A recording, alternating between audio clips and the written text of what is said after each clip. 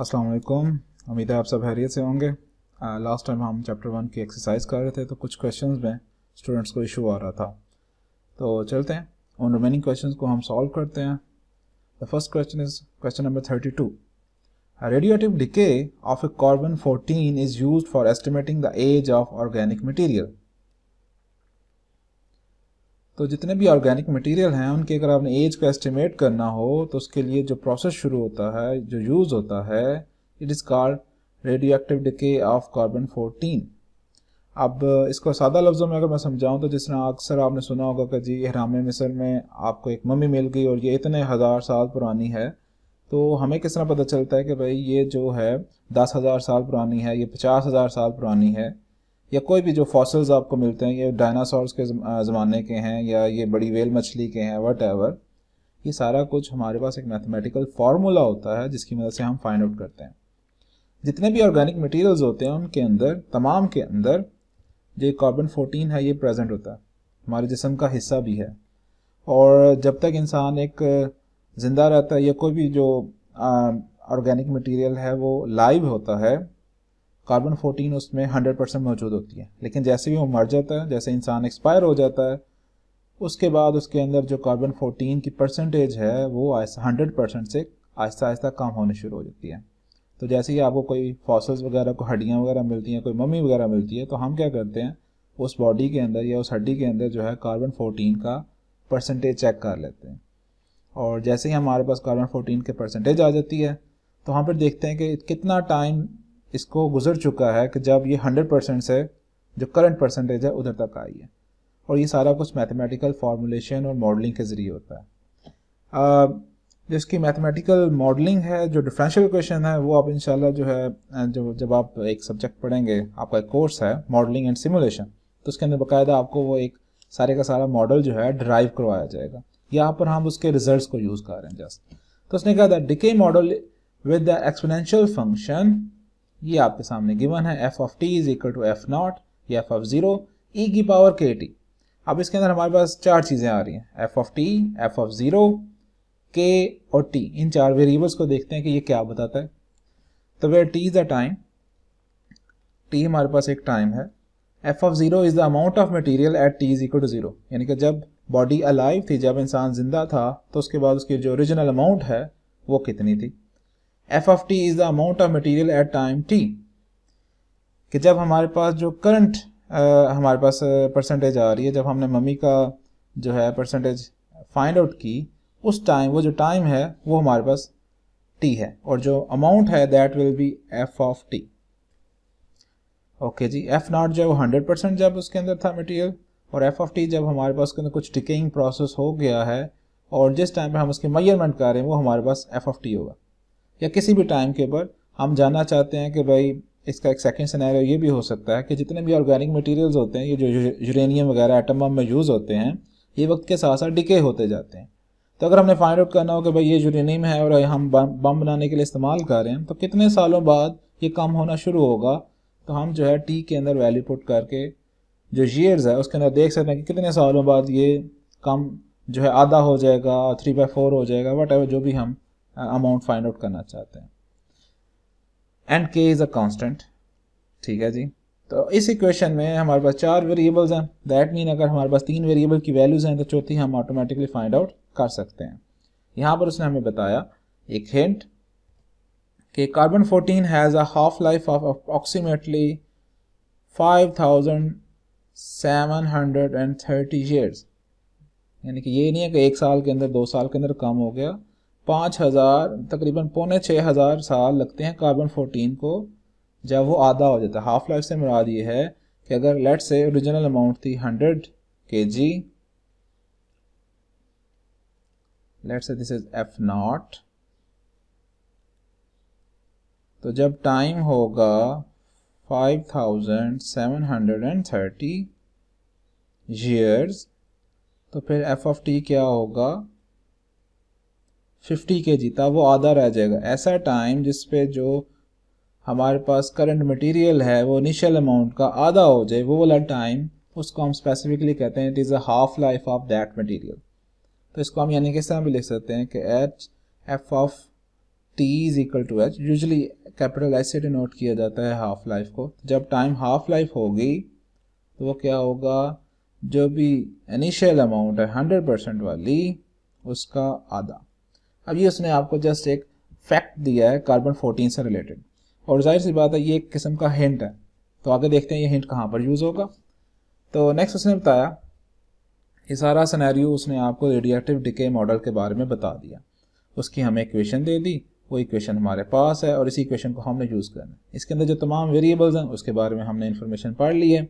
अब उसने कहा sample taken from an ancient footprints of Eka Hlunica in Nakarga shows that the 77.4% of initial carbon 14 is present।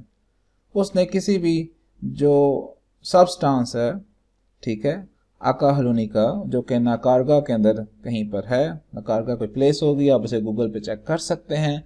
उसने कहा जी हमारा काम है इन चीज़ों को देखने की बजाय आप इसको लेट कर लें कोई सब्सटेंस है और किसी जगह पर है। मेन है दिस वन कि उन्होंने किसी जगह पर अभी इनिशियली से कोई सैंपल लिया है तो हमें पता चला है कि भाई वो तो 77.4% है जो इनिशियल अमाउंट थी, जो भी इनिशियल बॉडी के अंदर कार्बन 14 था 100%। ओके, अब इसका मीनिंग क्या है कि इसका मतलब ये है कि at current time F of T, चूँकि अभी हम जो है वो फाइंड आउट कर रहे हैं, तो इसे लिख सकते हैं कि जो भी अभी हमने फाइंडिंग की है F of T is equal to 77.45%, जो भी अभी मटेरियल मौजूद है वो कितना है ऑफ एफ ऑफ ज़ीरो, जो भी इनिशियल अमाउंट थी उसका 77.4% मौजूद है। ये उन्होंने हमें जो खुदाई करने वाले थे, जो माहिरीन थे सारे कदीमा वाले, उन्होंने हमें बता दिए थ्रू सम प्रोसेस। अब बजाय कि हम इस पर ज़्यादा फोकस करेंगे वो प्रोसेस क्या था, हमने तो इधर से अपनी जो रिजल्ट्स हैं, जो हमें डाटा गिवन है उसको देखना है। तो इतनी ज़्यादा सोचों में नहीं आपने पढ़ना, वो इंशाल्लाह जब आप मॉडलिंग में जाएंगे देन आप ये चीज़ें देख लेंगे। ओके, तो एक फैक्ट हमारे पास ये आ गया। उसने कहा जो डिटरमिन द एज, ये estimated age of the footprint, जो हमें जो भी आसार करीमा की चीज़ मिली है उसके अंदर जो भी सब्सटेंस है उसको जनाब आप एज फाइंड आउट करें। तो उसके लिए हम जो भी हमारे पास सब्सटेंस मिलता है उसको हम फुटप्रिंट्स कहते हैं। चूँकि ओरिजिनल चीज़ तो मिलती नहीं, उसकी कुछ ना कुछ डिसइंटीग्रेटेड चीज़ मिलती है, तो उसका उसने नाम रखा हुआ है फुटप्रिंट। अब उसने कहा जी कि ये हम कैसे फाइंड आउट करेंगे, तो वो भी आगे तरीका उसने बता दिया। उसने कहा जी solve the problem by writing a program in a script file. आपने एक स्क्रिप्ट फाइल बनानी है, जैसे कि हम ज़्यादातर क्वेश्चंस के स्क्रिप्ट फाइल्स ही बना रहे हैं। The program first determines the constant K, जैसे कि हमें एफ ऑफ टी गिवन है, हमारे पास एफ ऑफ ज़ीरो है, जो आपस में कैंसिल आउट हो जाएंगे। टाइम हमने फाइंड आउट करना है, ये के नहीं हमें पता, तो उसने कहा पहले जो है आप के की वैल्यू निकालें, ठीक है, और देन उसके बाद कैलकुलेट करें time for F of T is equal to 0.7745 of F naught. ये जो हमने ऊपर मैंने अभी जो वर्डिंग से इक्वेशन बनाई थी, अगर आप नीचे देखें तो उसने हमें वो गिवन दी हुई है। जस्ट क्या है उसने परसेंटेज को सॉल्व कर लिया है, हमने यहाँ पर परसेंटेज साइन लिखा हुआ है और उन्होंने यहाँ पर इसे 100 से डिवाइड कर दिया। तो क्वेश्चन बड़ा सिंपल है कि आपको जो उसने एक फैक्ट दिया हुआ है, ये वाला जो मैंने आपको बताया था कार्बन 14 से रिलेटेड, इसको यूज़ करके हम के की वैल्यू निकालेंगे एंड आफ्टर दैट जो है जब के की वैल्यू निकल आएगी तो फिर हम टी की वैल्यू निकाल लेंगे। तो इसको हम वन बाय वन लेकर चलते हैं। हाफ लाइफ हमें पता चल गई है, अब हम दोबारा फार्मूला इसको यूज़ करते हैं और सबसे पहले के की वैल्यू निकालते हैं। तो दिस इज़ अ थिंग, यहाँ से पहले हमने के की फॉर्मुलेशन बनानी है। तो this is F of T, this is F not, तो के तो पावर में, तो दैट मीन हमें फिर लॉग यूज़ करना पड़ेगा। तो इसको मैं लेफ्ट हैंड साइड पे लिखता हूँ। हम जो लॉग विद बेस ई वाला है उसको यूज़ करेंगे, log F of T is equal to, बल्कि आप पहले एफ नॉट को इधर डिवाइड कर लें, ये ज़्यादा बेहतर रहेगा बजाय कि दोनों तरफ हम लॉग लगाएं। तो it will be F not over F of zero. तो चलें जी, मैंने पहले ही इसको इधर कर दिया, दोनों को इकट्ठा करना है तो आप ब्रैकेट लगा दें।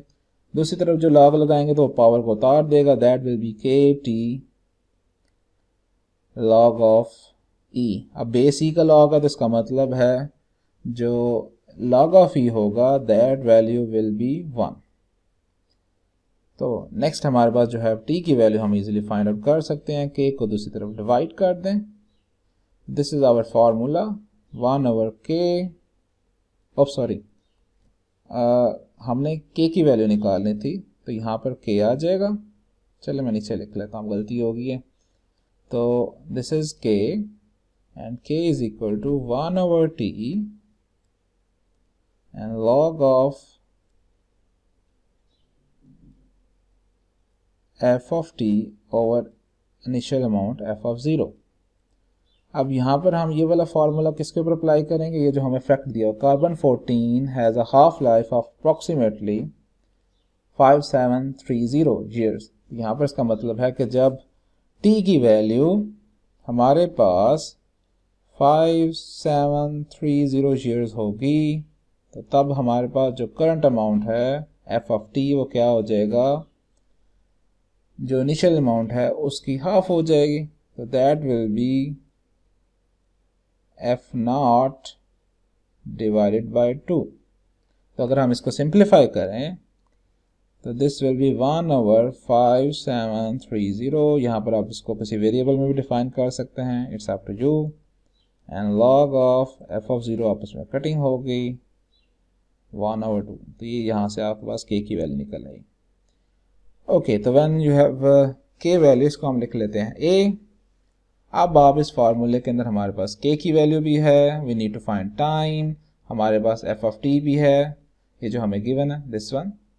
और देखें यहाँ पर लेफ्ट हैंड साइड पे f of 0 आ रहा है तो राइट हैंड साइड के साथ कट जाएगा। तो अब यहाँ से हम t की वैल्यू निकाल सकते हैं। तो अगेन देखें ये हमारा हमने डेरिवेशन की हुई है जहाँ पर हम k और t को निकाल सकते हैं। तो अब हमने टाइम फाइंड आउट करना है, तो मैं टाइम का फार्मूला बना लेता हूँ। तो टाइम इज इक्वल टू कि जब जो है वो जो फुटप्रिंट मिले हैं वो कितने साल पुराने हैं, जब उसकी वो 100% कार्बन थी, जब वो अलाइव था, तो this will B 1/k log f of t की जगह पर उसकी वैल्यू पुट कर दे। अब हम ये वाली वैल्यू पुट करेंगे 0.7745 f0 ओवर f0। तो ये जो इनिशियल अमाउंट्स है ये आपस में कैंसिल आउट हो जाएंगे और हमारे फार्मूलाज सिंप्लीफाई हो गए। तो this is your formula A and this is your formula B. तो मेन काम क्या करना है, it is a very simple one. Just question बहुत बड़ा था, थोड़ा सा आपको इसका सिनेरियो समझना था। और देखें इसी तरह आपको पता चल गया कि आप किसी भी सब्सटेंस जो है ये उसका हम एज कैसे फाइंड आउट करते हैं। अगर वो हमारे पास कोई ज़मीन की खुदाई के दौरान मिल गया है तो एक किस्म का देखें मैटलैब के ज़रिए हमें रेडियो एक्टिव डिके का पता चल गया और हमें ये भी पता चल गया कि कौन कौन से मैथ्स की एप्लीकेशंस हैं। तो अगर आप इस एक्सरसाइज को कर रहे हैं तो आपकी मैथ की बहुत ज़्यादा एप्लीकेशन नज़र आ रही हैं जो कि रियल वर्ल्ड में यूज़ हो रही हैं। तो इसको आप इस तरह भी समझें कि आपको बहुत ज़्यादा इंफॉर्मेशन मिल रही है और आप किसी को भी मैथ्स की जो है एप्लीकेशन बता सकते हैं। तो करना क्या है अब, इट इज़ सिंपल। सबसे पहले हमने डाटा लिखना है, हाफ लाइफ है तो उसको कोई वेरिएबल दे दें, let's say this is as, ठीक है, उसको किसी ना किसी वेरिएबल में डिफाइन करना है। फिर उसके बाद आप k की वैल्यू निकाल सकते हैं। तो you have to write directly k is equal to 1/h log 1/2। Okay, after that जो है आपने जो है इसके बाद t की वैल्यू फाइंड आउट करनी है। तो वो आप सिंपल लिख सकते हैं 1/k log 0.7745 और आपका काम फिनिश। तो चलते हैं मैटलैब की तरफ। तो सबसे पहले हम न्यू फाइल ओपन करेंगे, स्क्रिप्ट फाइल। सबसे पहले हम कमेंट सेट करते हैं परसेंटेज। क्वेश्चन कौन सा हमारे पास, क्वेश्चन है हमारे पास 32 और है क्या चैप्टर 1। तो चैप्टर 1 32 क्वेश्चन। तो बेशक आप इसके अंदर इंफॉर्मेशन भी लिख सकते हैं कि finding the time of A footprint, कैसे फाइंड आउट कर रहे हैं ये भी थोड़ा आइडिया लिख दें। Using radio active decay model या प्रोसेस, ये ज़्यादा अच्छा रहेगा। ओके जी, तो what is a half life, capital H, क्योंकि हाफ लाइफ एक सिंबल है तो इसलिए हम कैपिटल एच यूज़ कर रहे हैं। बेशक हमने रूल बनाया हुआ है कि हमेशा तमाम वेरिएबल जो है स्मॉल यूज़ करना है, लेकिन जो एक पर्टिकुलर वेरिएबल डिज़ाइन की गई हैं तो फिर हमें उसके लिए वो एच ही यूज़ करना पड़ेगा। कहीं पर भी आप जाएंगे, फिजिक्स में जाएँ, केमिस्ट्री में जाएँ, जहाँ पर कैपिटल एच है रेडियो एक्टिव प्रोसेस के अंदर, तो वो हमेशा इसको उसका हाफ लाइफ ही बताएगा। जैसे स्मॉल जी का हर जगह मतलब यह है कि ग्रेविटेशनल कांस्टेंट है। तो इसलिए यहाँ पर हम लिख रहे हैं हाफ लाइफ 57, इसकी वैल्यू थी 5730 ईयर्स। ओके, ये मुझे डिस्प्ले करने की ज़रूरत नहीं है, तो इसलिए मैं इसको सप्रेसर लगा रहा हूँ, सेमीकोलन लगा दिया। Now I need to find the value of K. तो K is equal to, that was log of 1/2 and divided by h। Okay जी, चूंकि मैंने के की वैल्यू को डिस्प्ले करना है तो मैं यहाँ पर इस तरह ही रखने दूंगा। नेक्स्ट मैंने टाइम फाइंड आउट करना है, तो t इज इक्वल टू, वो था हमारे पास log ऑफ 0.77 एंड 45, 77.4% और होल डिवाइडेड बाय k। तो दिस इज इट। इसको हम जस्ट रन करते हैं। सबसे पहले हमें सेव करना पड़ेगा, तो वो जो एक हमारा फॉर्मेट चल रहा है चैप्टर 1 अंडरस्कोर क्वेश्चन 32, इसको हम सेव करते हैं और देखें साथ ही हमारे पास आंसर्स आ गए। तो के की वैल्यू हमारे पास आ रही है, चलिए मैं इसको थोड़ा सा लार्ज कर लेता हूँ। तो के की वैल्यू हमारे पास आ रही है -1.2097 e की पावर -4, यानी एक्चुअली इसके अंदर 4 जीरोस पहले लगाने भी हैं, 0.0001209। फाइन, चूँकि देख लें हमारे पास बेशक बिल्ट इन जो है वो फॉर्मेट शॉर्ट था, लेकिन वो उसकी रेंज से बाहर चला गया तो उसने इसको फॉर्मेट शॉर्ट ई में कन्वर्ट कर दिया। और टाइम जो है इट इज़ 2.1124 और साथ 10 की पावर 3। तो इसका आप अंदाज़ा लगा लें कि ये कितने ईयर्स बनता है। और अगर आप क्वेश्चन को देखें तो इसमें हम एक चीज़ भूल गए कि finally rounds the answer to the nearest years. तो अगर आपने इसको राउंड ऑफ करना है तो हम जनाब इसको राउंड ऑफ कर लेते हैं। जस्ट क्या करना पड़ेगा, हमें टी के साथ जस्ट राउंड की कमांड लगानी पड़ेगी। राउंड ब्रैकेट्स तो ज़रूर अप्लाई करनी है क्योंकि बिल्ट इन फंक्शन है। अब जो है हमारे पास आंसर 2112 ईयर्स पुराना वो फुटप्रिंट था। तो this is your question. Hopefully आपको इसकी समझ आ गई होगी अब। और अगर आप इसको देखें तो क्वेश्चन देखें कितना बड़ा, मतलब 3, 3, 6, 3, 9 और 10 लाइनों का, जबकि इसका आंसर जो है इट इज़ ओनली 3 लाइन्स। तो इसलिए घबराना नहीं है, जस्ट थोड़ा सा टाइम दें, इसको समझें और इंशाल्लाह जो है आपको इसकी समझ आ जाएगी। और साथ साथ ये भी माइंड में रखें कि हम इससे न्यू लर्निंग कर रहे हैं और हमें बहुत ज़्यादा मैथ की एप्लीकेशंस पता चल रही हैं। हमें फिजिक्स में पता चल रही है, हमें केमिस्ट्री में पता चल रही है। अब आप ये सारा केमिस्ट्री का काम है। ये जो आप CID वगैरह देखते हैं तो उसके अंदर इसी तरह ये जो टाइम ऑफ डेथ और बॉडी की जो डिकम्पोजिशन होती है उसके ज़रिए वो पता चला लेते हैं कि कितना टाइम पहले ये बंदा मरा है। ठीक है, तो इसकी बहुत ज़्यादा रेडियो एक्टिव डिके की एप्लीकेशन है। कार्बन 14, ये it is a very important thing. Okay, next हम क्वेश्चन की तरफ चलते हैं। It is a 34 question. तो ये है, ये अब देखते हैं इसके बारे में। ये किसके बारे में, उप्स 1 सेकेंड, ये क्या खुल गया। तो it is a question number 34। The amount of energy E, energy का यूनिट है जूल्स। ओके फाइन, हमने फिजिक्स में पढ़ा हुआ है। That is released by an earthquake. अभी अर्थक्वेक की जो एनर्जी है उसके बारे में एक मैथमेटिकल फार्मूला लिखा हुआ है। Is given by E is equal to 1.74 into 10⁻19 multiply by 10 की पावर 1.44 m। अब यहाँ पर एक वेरिएबल m यूज हो रहा है, where m is the magnitude of the earthquake on the Richter scale. वो जो कहते हैं ना 4 मैग्नीट्यूड का अर्थक्वेक आया, 7 मैग्नीट्यूड का अर्थक्वेक आया, तो आपको पता चल गया कि वो अर्थक्वेक की जो मैग्नीट्यूड है वो किस तरह हम किस स्केल से फाइंड आउट करते हैं। It is a Richter scale. तो रिचर ने कोई एक स्केल बनाया होगा, कोई एक मशीन बनाई होगी, तो उससे उसका नाम, साइंटिस्ट के नाम से ही वो स्केल बन गया। तो this is a application of mathematical formula in earthquake. ये अब हमारे पास जियोलॉजी के अंदर जो है ये सारी चीज़ें आ गई हैं ज़मीन से रिलेटेड। अब करना क्या है हमने, ठीक है, ओके, एक नई चीज़ पता चल गई। अब हमने करना क्या, फार्मूला या तो हम एनर्जी निकालेंगे या फिर मैग्नीट्यूड निकालेंगे, दो ही चीज़ें फाइंड आउट की जा सकती हैं। तो उसने क्या दिया, determine part A, determine the energy that were released from Anchorage earthquake. कोई जगह है अलास्का के अंदर USA में 1964 में कोई ज़ल्ज़ला आया था और उसका मैग्नीट्यूड था 9.2। तो जस्ट क्या करना है, हमने m की जगह पर 9.2 पुट कर दें तो हमारे पास एनर्जी आ जाएगी। फाइन, अब सेकंड क्या है, उसने क्या दिया, the energy released in Lisbon earthquake, पुर्तगाल के अंदर कोई एक अर्थक्वेक आया था और 1755 में was 1/2 of the energy released in Anchorage earthquake।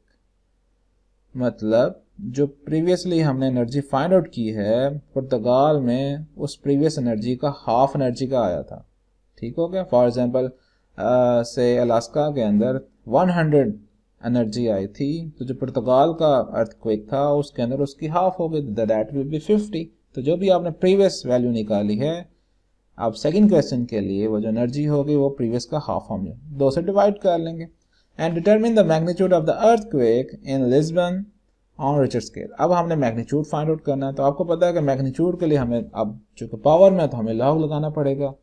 यहाँ पर जो एक चीज़ न्यू है वो ये है कि प्रीवियसली चूंकि वो पावर ई थी, ई की पावर था, तो हमने उसे एक्सपोनेंट की फॉर्म में था, तो हमने log with base E use किया था। यहाँ पर चूंकि 10 की बेस आ रही है, तो इट इज़ गुड कि आप जो है लॉग 10 को इस्तेमाल करें। तो दोनों तरफ log 10 अप्लाई करते हैं। log सिंपल LOG लिख रहा हूँ, इसका मतलब है कि ये log विद बेस 10 है। अगर हम ln लिखते हैं तो इसका मतलब ये बेस e है, तो that will be log e is equal to, मैं पहले ही log जो है इन दोनों के ऊपर अप्लाई कर रहे हैं। हमें पता जब मल्टीप्लीकेशन हो तो उसको हम अलग-अलग करते हैं, that will be converted into addition. ये हमें लॉग का रूल पता है, तो इसलिए एक टर्म मैंने अलग कर ली और आगे इस टर्म के ऊपर हम अलग लगा रहे हैं। और हमें ये भी पता है कि पावर जो है वो डाउन हम उतार लेते हैं लॉग के अंदर, तो 1.44 एंड log 10, और log 10 की वैल्यू हमें पता है इट इज़ 1। अब चूंकि मुझे m चाहिए, ठीक है, तो इसके लिए जो है सारी चीज़ें हम लेफ्ट साइड पे ले जाएंगे, तो that will be 1.44 m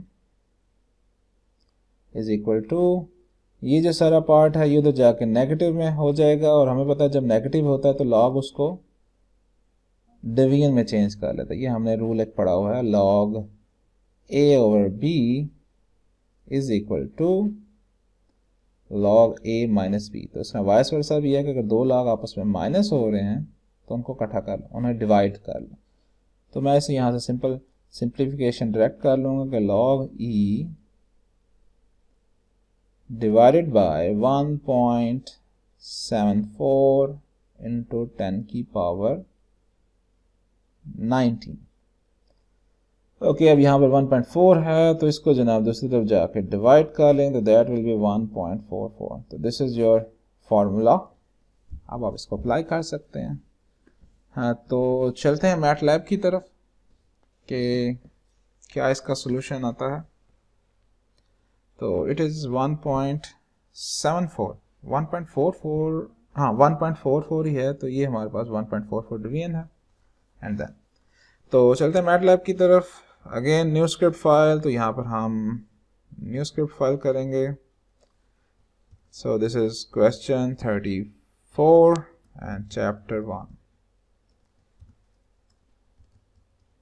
earthquake. इसका थोड़ा बहुत हिंट लिख लें, earthquake energy and magnitude related problem. Okay जी, सबसे पहले इसने हमें कहा कि पार्ट ए करें, तो हम यहाँ पर पार्ट ए लिख लेते हैं, परसेंटेज पार्ट ए। तो पहले पार्ट में था हमें मैग्नीट्यूड गिवन था, तो we have to find the value of E, energy हमने फाइंड आउट करनी है।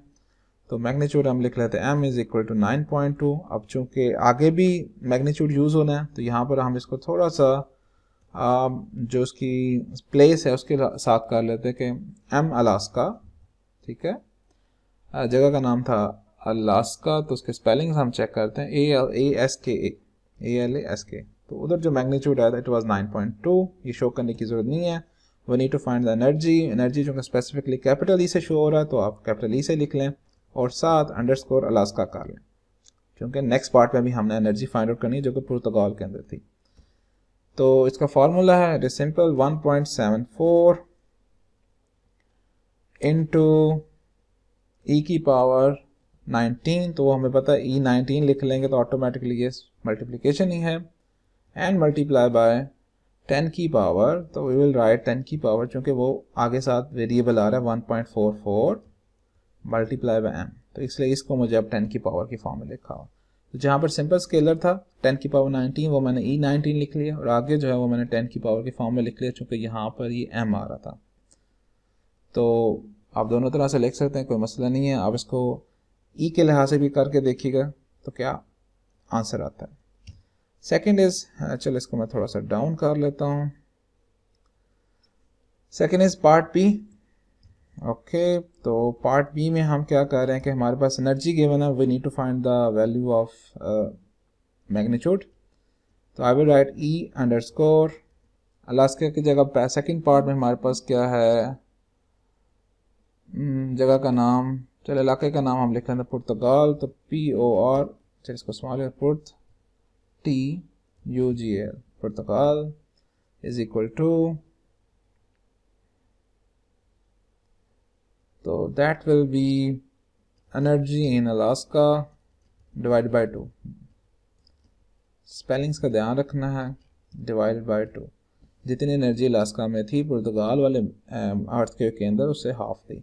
And now we need to find the value of m, magnitude m underscore Portugal is equal to, वो जो फार्मूला हमने बनाया था that was log with base 10। चूँकि अब हम यहाँ पर base 10 की बात कर रहे हैं तो यहाँ पर मुझे साथ base 10 लिखना पड़ेगा, चूँकि MATLAB के अंदर log जो सिंपल log होता है with base e होता है, और अगर हमें base 10 वाला यूज़ करना है तो फिर साथ हमें 10 लिखना पड़ेगा।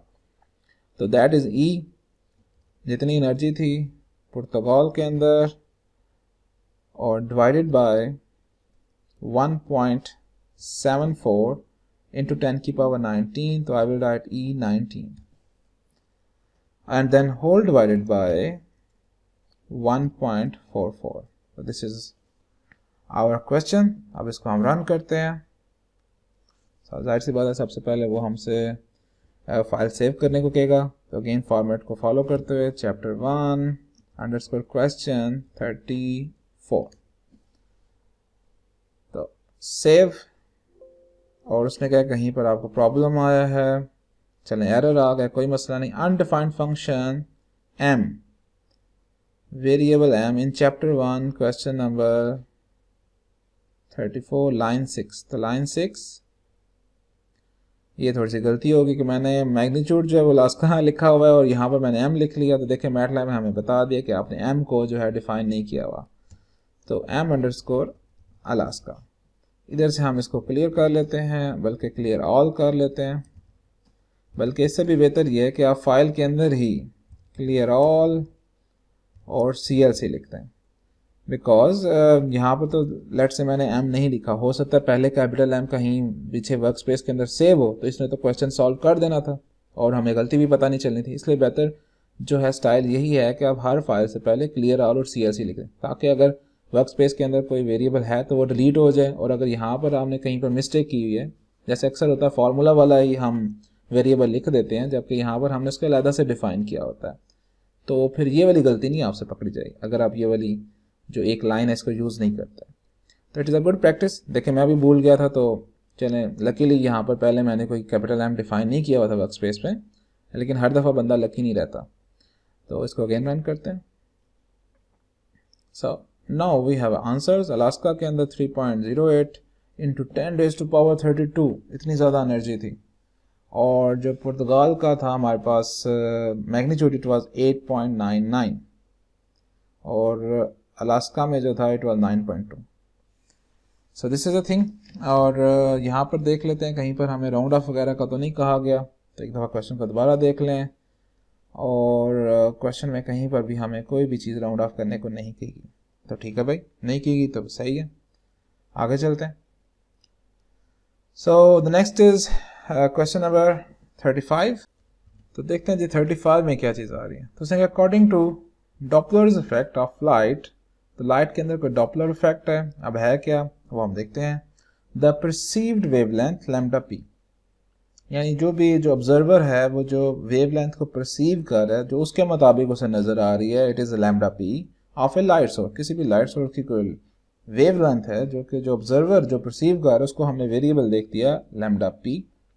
Fine with the wavelength of lambda S is given bye, जो लाइट सोर्स की असल वेवलेंथ है इट इज़ लैम्डा एस, और जो ऑब्जर्वर परसीव कर रहा है उस एक्चुअल लाइट सोर्स की वेवलेंथ को अपने जो एनवायरनमेंट है उसके मुताबिक, इट इज़ लैम्डा पी। ठीक है, समझ आ गई हमें। उसने कहा जी डॉपलर इफेक्ट का जो फॉर्मूला है वो ये है, lambda P is equal to lambda S square root 1 minus V over C over 1 plus V over C. C हमें पता है कि it is the speed of light, ये normally it is a constant. और v का हम देख लेते हैं क्या नई चीज़ आ गई, where c is the speed of light. और देखें उसने साथ हमें वैल्यू भी दी है, किसकी वैल्यू क्या है, 300 मल्टीप्लाई बाय 10 की power 6। And v is the speed that the observer move towards light source, यानी कि ऑब्जर्वर जो है जिस स्पीड के साथ लाइट सोर्स की तरफ भाग रहा है या जा रहा है, मूव कर रहा है, वो है v। फाइन, करना क्या कैलकुलेट, तो हमारे पास एक्चुअली क्या है, तीन वेरिएबल्स हैं, लैम्डा पी, लैम्डा एस और वी। सी तो कांस्टेंट है तो उसने यहाँ पर जैसे ही सी लिखा। तो calculate the speed of the observer, हमने वी फाइंड आउट करना है in order to see a red light as a green, यानी कि असल में क्या है, रेड लाइट है और उसको हमने ग्रीन परसीव करना है। तो mean this will be lambda P, इसकी जो वेवलेंथ होगी, और रेड लाइट की जो लैम्डा वेवलेंथ है it will be lambda S, lambda source. तो इस क्वेश्चन के अंदर जस्ट आपने ये पिक करना था कि what is the lambda S value and what is the lambda P value. और साथ उसने देख लें ग्रीन वेवलेंथ हमें दी हुई है 530 नैनोमीटर, तो इट इज लैम्डा पी जो परसीव हो रही है, और रेड वेवलेंथ जो है इट इज लैम्डा एस जो कि 630 नैनोमीटर है। अब मेन बात है कि मैटलैब के अंदर हम कैसे वी की वैल्यू फाइंड आउट करें, तो सबसे पहले हमें वी की इक्वेशन बनानी है जिस तरह आम हम बनाते हैं। तो यहाँ से पहले आपको इसको थोड़ा सा सॉल्व करना पड़ेगा, फॉर्मुलेशन करनी पड़ेगी। तो this will be lambda P over lambda S is equal to 1 minus V over C है, तो यू कैन सॉल्व इट, तो ये हो जाएगा C minus V over C. Solve क्यों कर रहा हूँ इसका आपको रीज़न पता चल जाएगी, c प्लस वी ओवर सी, ताकि ये जो c डिवाइड हो रहा है दोनों तरफ ये आपस में कट जाए। ये मुझे देखते सारी सिंप्लीफिकेशन पता चल गई। अब नाउ मैं दोनों तरफ स्क्वायर रूट है, तो एक तरफ स्क्वायर रूट है तो दोनों तरफ हम पावर यूज़ कर लेंगे स्क्वायर की। तो lambda P square over lambda S square, और इधर से हमारे पास आ जाएगा c minus V over C plus V. अब अगेन मुझे तो v चाहिए, तो फिर इसका मतलब है कि we need to cross multiply, आपस में क्रॉस मल्टीप्लाई करेंगे तो we will get lambda P square into C plus lambda P square into V. तो मेरे पास अलग-अलग से कुछ v की वैल्यूज़ आ गई हैं, इसको फिर मुझे इकट्ठा करना पड़ेगा, लैम्डा एस स्क्वायर इंटू सी। थोड़ी सी लिखाई मेरे हाथ से, अब मैं माउस से लिख रहा हूँ तो हल्का फुल्का ऊपर नीचे हो जाएगा, आप काइंडली इसको साथ साथ ऑडियो सुन के तो देख लीजिएगा। Lambda X square into V, और यहाँ पर प्लस नहीं आता, यहाँ पर माइनस है, तो ये साइंस का ध्यान रखना है। अब लैम्डा वी वाली वैल्यूज़ एक तरफ कर लें, तो मैं यहाँ पर वैल्यूज़ एक तरफ कर लेता हूँ। लैम्डा पी स्क्वायर वी इधर नेगेटिव है तो इधर जाके वो प्लस हो जाएगा, that will be lambda X square into V, और दूसरी तरफ सी वाली वैल्यूज आ जाएंगे, तो lambda square S into C minus lambda P square into C. तो सी यहाँ से कॉमन आ सकता है, यहाँ पर वी कॉमन आ सकता है, तो it is a simple one, V is equal to C common and lambda S square minus lambda P square. अब ये सारा ये पाँचवीं छठी वाली क्लास का काम है जिसके अंदर हम सिंपल अलजेब्राइक इक्वेशन को जस्ट सिंप्लीफाई करें, और यहाँ पर आ जाएगा lambda S square plus lambda P square. तो अब ये वाला फार्मूला आपने मैटलैब के अंदर v की वैल्यू की जगह पुट करना है। तो सिंपल क्या है, you need to define c, आप c को डिफाइन करेंगे, फिर लैम्डा s को डिफाइन करेंगे, फिर लैम्डा p को डिफाइन करेंगे, और फिर v की वैल्यू निकाल लेंगे। This is it. तो चलते हैं इस क्वेश्चन की तरफ। तो question number 35, again new file, percentage comment, question 35 chapter 1। साथ आप लिख सकते हैं डॉपलर इफेक्ट ऑफ लाइट, ताकि आपको पता चल जाए कि ये क्वेश्चन है किससे रिलेटेड।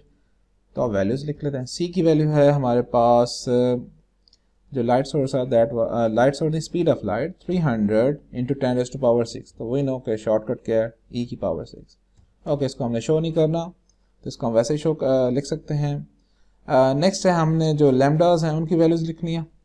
तो अब लैम्डा का तो सिंबल है नहीं तो हमें फिर उसे इंग्लिश में लिखना पड़ेगा, लैम्डा अंडरस्कोर पी जो कि ग्रीन लाइट है इट इज़ 530 नैनोमीटर। यूनिट लिखने की ज़रूरत नहीं है चूँकि दोनों यूनिट्स बराबर हैं। अगर दोनों यूनिट्स में डिफरेंस होता तो फिर हम उसको कन्वर्ट करना था ताकि यूनिट सेम रहे। तो ये आपको बात पता है जब भी हम न्यूमेरिकल्स वगैरह सॉल्व करते हैं। लैम्डा मैंने लैम्डा लिख लिया, चलें lambda underscore S for source और वो है रेड लाइट तो इट इज़ 630। वेरिएबल के नाम अपनी मर्जी से लिख सकते हैं। We need to find the V of the observer, तो we need to find V is equal to, अब आप फार्मूला लिख सकते हैं सी स्टेरिक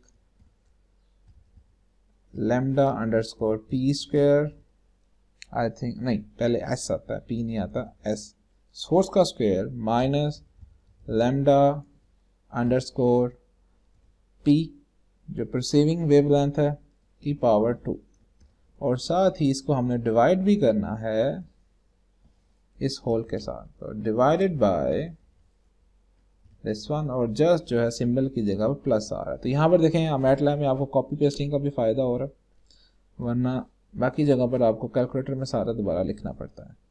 और हमने रूल बनाया हुआ था कि जो भी न्यूमरेटर में आए चीज़ें उसको हमने ब्रैकेट में लिखना है, तो इसको आप अलग से एक ब्रैकेट लगा सकते हैं ताकि गलती ना हो। तो एक दोबारा फार्मूला चेक कर लें, सी है फिर आगे लैम्डा एस का स्क्वायर है minus lambda P square and divide by lambda S square plus lambda P square. So this is it. Suppressor की हमें ज़रूरत नहीं है चूँकि हमने तो वी की वैल्यू फाइंड आउट करनी है। और साथ सबसे पहले ऊपर क्लियर ऑल, इस दफ़ा पता नहीं क्यों मैं भूल रहा हूँ CLC। तो आप इसे रन करते हैं, वही फाइल को सेव करना है फॉर्मेट के मुताबिक। Chapter 1 question 35। ओके जी सेव, एंड उसने कहा जी लैम्डा पी, स्पेलिंग गलती होगी तो लैम्डा पी देखें, लैम्डा की स्पेलिंग मेरे गलत हो, कोई मसला नहीं दोबारा। So this is the value of V 5.1343 into 10⁻3। इतनी स्पीड होनी चाहिए था, मतलब कोई रॉकेट ही चाहिए अगर आपने रेड लाइट को as a green light perceive करना है। सो फाइन, ठीक है, आगे देखते हैं कौन सा क्वेश्चन है हमारे पास। 35, 36 हमने कर लिया हुआ है। Then we have 37, that is a simple one. है क्या इसके अंदर, the velocity v of the following distance d as a function of time of a skydiver that experienced the air resistance can be approximated by।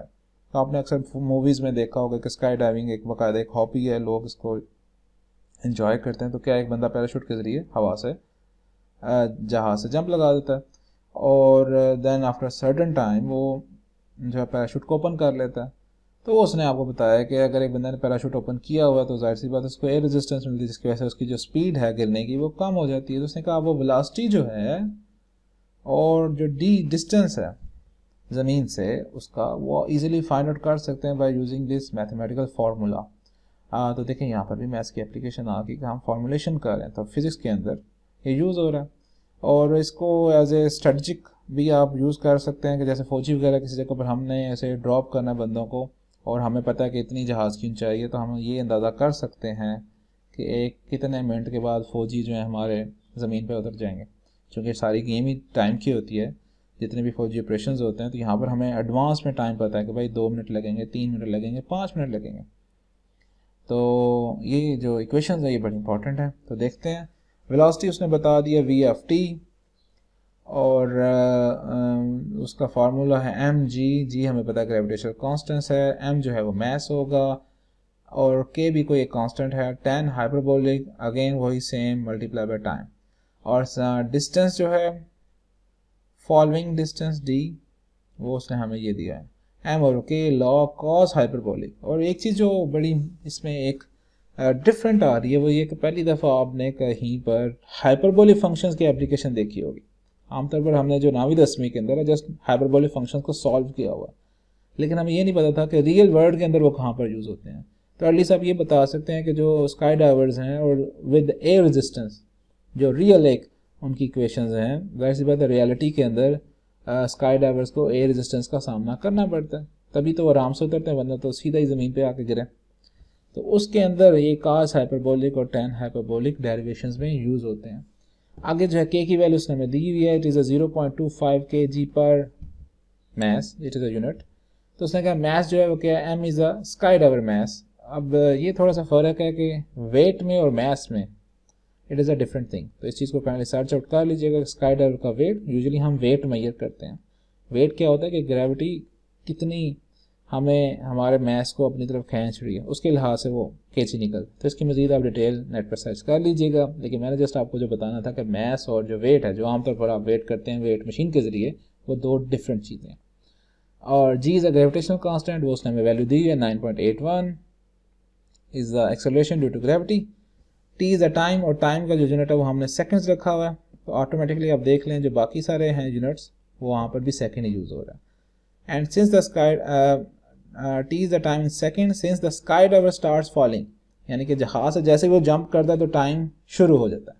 तो उसने क्या, अब आपने करना क्या, determine the velocity and the following distance at time is equal to 8 seconds for a 95 kg sky diver. Again जो मैंने आपको बात बताई थी वही चीज़ यहाँ पर आ गई, it is 95 kg sky diver. अब kg जो किलोग्राम है, अब ये मैस होगा कि वेट, ये मैस होगा कि हाँ वेट, ये आपने थोड़ा सा अभी डिसाइड करना, बल्कि सोचें कि एम की वैल्यू है या फिर W is equal to M G, जो हम पढ़ते हैं weight is equal to M G, mass into gravity, this is a weight. तो इसको ज़रा सोचें। हाँ, एक चीज़ जो हमें नज़र आती है वो ये है कि जो वेट होता है इट इज़, इसका यूनिट देखते हैं सबसे पहले क्या है, ये थोड़ा सा कंफ्यूजिंग है तो कोई मसला नहीं, इसको हम सर्च कर लेते हैं, वेट एंड mass difference। तो उसने कहा the mass is the amount of matter in objects through matter may be difficult to define, whereas the weight is a force exerted by on an object by the gravity। Force का तो unit होता है Newton, ठीक है, तो Newton is kilogram metre पर second square. Okay, यहाँ से हमें आइडिया मिल गया कि जो वेट है इट इज़ फोर्स, तो उसका यूनिट होता है न्यूटन, और न्यूटन क्या होता है kg इंटू मीटर पर सेकेंड स्क्वायर। तो this kg is actually the unit of mass. तो यहाँ पर जो उसने हमें 95 kg दिया हुआ है, इट इज़ सिंपल मैस, तो यही एम की वैल्यू है, इसी को हमने यूज़ करना। सो हमें अब कंफ्यूज होने की ज़रूरत नहीं है। अगर यहाँ पर वो कहा जाता कि भाई for a sky diver with weight 95 newton, तो फिर हमें उससे वो जो है वेट का फार्मूला लगा के mg किलोग्राम्स में चेंज करने की ज़रूरत थी। सो ये भी हमारी कन्फ्यूजन दूर होगी। अब चलते हैं क्वेश्चन की तरफ। It is a very simple one. पहले जितने भी कॉन्स्टेंट्स वगैरह उनको आप डिफाइन कर लें, k की वैल्यू, g की वैल्यू। तो मैं यहाँ पर एक न्यू क्वेश्चन करता हूँ, न्यू फाइल, और इसके ऊपर परसेंटेज। तो क्वेश्चन नंबर हमारे पास 37 एंड चैप्टर 1, और साथ जो है velocity and distance of a sky diver, ये थोड़ा सा हिंट लिख लें। So g is equal to 9.81, okay, हमारे पास मैस है 95, ओके, और k की वैल्यू थी k इज इक्वल टू 0.24, तो 0.24, ओके, तीन चीज़ें थी वो हमने डिफाइन कर ली। अब हमने जस्ट क्या करना है, फार्मूला लिखना है। तो चलते हैं फार्मूला की तरफ, दैट इज़, और टाइम भी हमने डिफाइन करना है कि टाइम क्या है हमारे पास 8 seconds, okay, time is equal to 8। तो we have velocity v underscore t लिख लें, चूँकि आप ब्रैकेट तो लगा नहीं सकते। तो इसका फार्मूला है स्क्वायर रूट, तो SQRT bracket m static g divided bye k। मुझे पता है चूँकि मल्टीप्लिकेशन और डिवीजन का सेम ऑर्डर है, तो इसलिए यहाँ पर मैंने वो रूल नहीं लगाया कि भाई न्यूमिनेटर जो है वो उसके खिलाफ ब्रैकेट लगाने, चूँकि मुझे पता है कि पहले मल्टीप्लिकेशन ही हो एग्जीक्यूट होगी देन डिवीजन होगी। तो इसलिए यहाँ पर हैर है। Multiply by tan hyperbolic, okay tan hyperbolic, and then again square root k asterisk g divided by m, और then after that square root है तो बाद में जो मल्टीप्लाई करना है तो हम शुरू में कर लेते हैं। तो ये भी एक लिखने का स्टाइल होता है कि टी स्टेरिक स्क्वायर रूट, क्योंकि जो टी है वो स्क्वायर रूट से बाहर था। तो बाद में भी लिखा जा सकता, कोई मसला नहीं, लेकिन ज़्यादा जो प्रेफरेबल है वो यही तरीका है, ताकि हमें बात का ये कन्फ्यूजन लग जाती है कि अगर मैं यहाँ पर मल्टीप्लाई बाय टी लगा रहा हूँ, ब्रैकेट आगे पीछे हो जाती है ये वाली, तो दिस इज़ एन इशू। इसलिए जब भी ऐसी चीज़ें हों स्क्वायर रूट से पहले टी को लिख लें। So this is the value of velocity, and then we need to find the distance. d over t is equal to m by k. Okay, तो k को लास्ट में डिवाइड कर लेंगे, या पहले लिखना है तो पहले लिख लें, कोई मसला नहीं, जैसे आपका दिल करता है। m by k multiply by log with base ही है, तो देखें बुक के अंदर हमारे पास ln लिखा हुआ है, अगेन ब्रैकेट cos हाइपरबोलिक की ब्रैकेट, एंड देन ये यहाँ पर फिर अगेन आ रहा है टी स्क्वायर रूट के क्यू ओवर एम, तो मैं चुप करके जो tan हाइपरबोलिक वाला एंगल है वही को यहाँ पर पेस्ट कर दूंगा, और यहाँ पर जस्ट एक दफ़ा कंफर्म कर लें दोनों वैल्यू सेम ही है, फाइन। तो दिस इज़ योर क्वेश्चन। और अगेन मैं यहाँ पर भूल गया कि भाई क्लियर ऑल और सी एस ए लिखना है, तो clear all C L C, इसको आप रन कर लें और अगेन वही फॉर्मेट के क्वेश्चन नंबर लिखें, क्वेश्चन 37, save, और this is your values। v of t is 53.0237, क्योंकि ये उस रेंज के अंदर आ रहा है फॉर्मेट शॉर्ट के अंदर, तो उसने हमें आंसर दे दिया। dt की वैल्यू है 254.8138। इनके यूनिट्स जो हैं वो ऑटोमेटिकली जो नॉर्मल यूनिट्स हैं वेलोसिटी के मीटर पर second, this is your velocity unit, और डिस्टेंस जो है वो हमारे पास मीटर्स में है। तो 8 सेकेंड के बाद बंदे का जो डिस्टेंस वेलोसिटी होगी वो 53 होगी, और जो फॉलोइंग डिस्टेंस है वो 254 होगा जहाज से। तो देयर इज़ अ डिफरेंस के डिस्टेंस हम कहाँ से ले रहे हैं। तो डिस्टेंस जो होता है आमतौर पर वो जो एरोप्लेन होता है